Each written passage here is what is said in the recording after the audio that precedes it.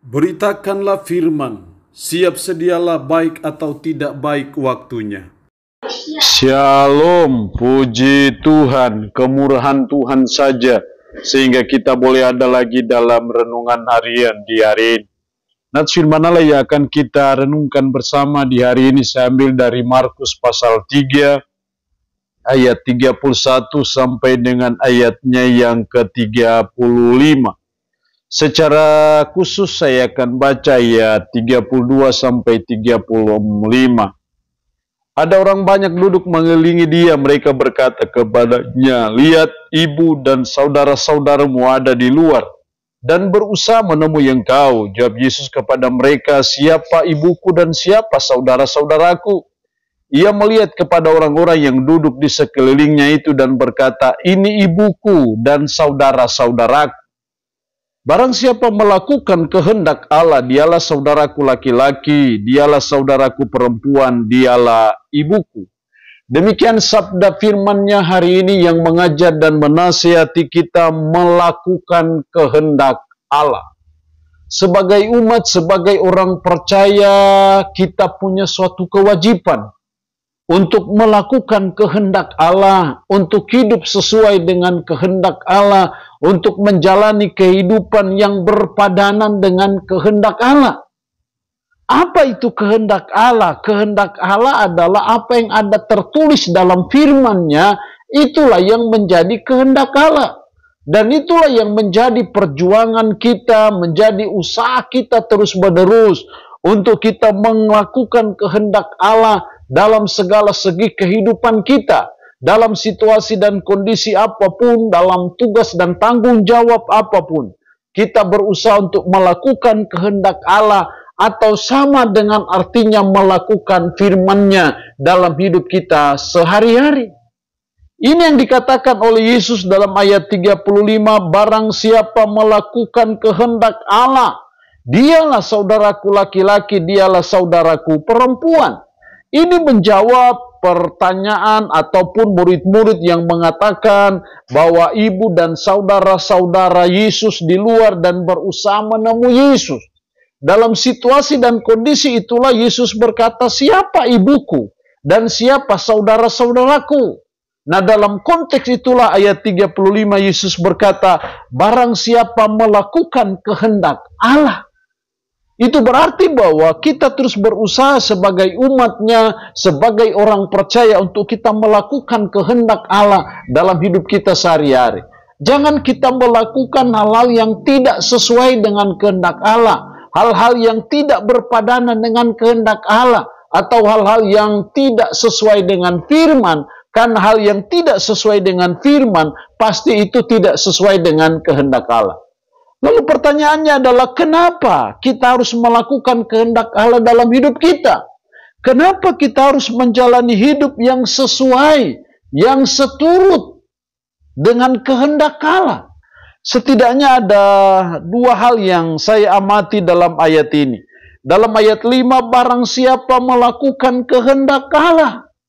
Yesus berkata, "Barang siapa."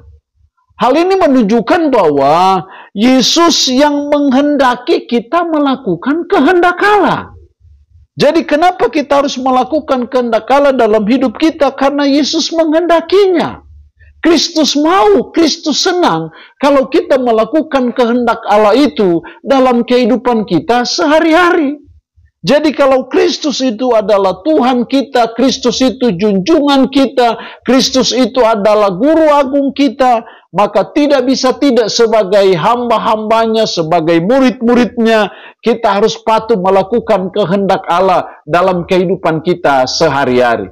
Saya percaya suatu kehidupan yang paling aman dan nyaman dalam hidup adalah ketika kita ada dalam rel kehendak Allah. Ketika kita ada berpadanan dengan kehendak Allah, melakukan kehendak Allah, menghidupi kehendak Allah dalam hidup kita sehari-hari. Karena Yesus yang menghendakinya. Dengan kata lain, Yesus mau, Yesus senang kalau kita melakukan kehendak Allah dalam hidup kita sehari-hari. Alasan yang kedua,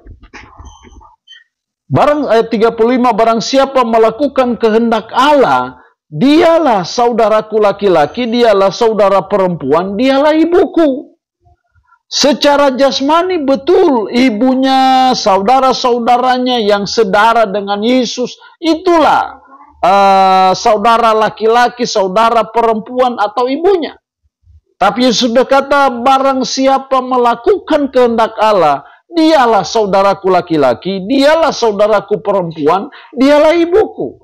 Artinya apa? Ketika kita melakukan kehendak Allah, maka kita menjadi satu dengan Kristus. Jadi inilah alasan kenapa kita harus melakukan kehendak Allah, karena itu yang menyatukan kita dengan Kristus. Jadi kita menjadi satu karena kita melakukan kehendak Allah bersama dengan Kristus, sehingga kita disebut sebagai saudara laki-laki, saudara perempuan, dialah ibuku. Ada suatu unity, ada suatu kesatuan yang kuat dari saudara dan saya dengan Kristus ketika saudara dan saya melakukan kehendak Allah. Jadi kenapa kita harus melakukan kehendak Allah? Karena itu yang menyatukan kita dengan Yesus. Sehingga kita dianggap sebagai saudara laki-laki, saudara perempuan, disabakan ibuku, ibu Kristus. Itu artinya menyatukan kita dengan Dia, membuat kita jadi satu dengan Dia, sehingga secara spiritual ada suatu keterikatan, ada suatu ketergantungan, ada suatu kesatuan yang tidak bisa dipisahkan saudara dan saya dengan Kristus ketika saudara dan saya melakukan kehendak Allah.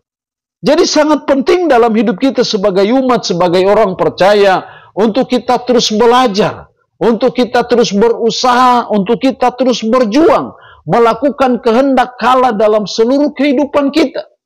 Jadi kalau ada sisi-sisi hidup kita, ada lorong-lorong hidup kita, ada celah-celah hidup kita yang tidak sesuai dengan kehendak Allah, mari kita tinggalkan cara hidup seperti itu. Dan kita mulai belajar membangun cara hidup yang sesuai dengan kehendak Allah atau berpadanan dengan kehendak Allah dalam hidup kita sehari-hari.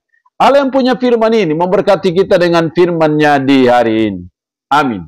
Mari kita berdoa. Puji syukur untuk firman-Mu hari ini yang mengajar dan menasihati kami melakukan kehendak Allah.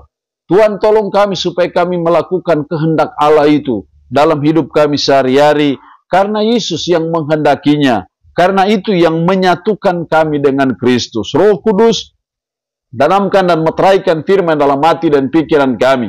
Dan sanggupkanlah kami untuk bisa memberlakukannya dalam kehidupan kami sehari-hari. Yang memohon berkat bagi umat-Mu yang mendengarkan renungan harian di hari ini. Yang saat ini dalam keadaan sakit, hamba berdoa dalam nama Yesus. Tuhan lawat, Tuhan jamah, Tuhan sembuhkan dari sakit penyakit yang diderita.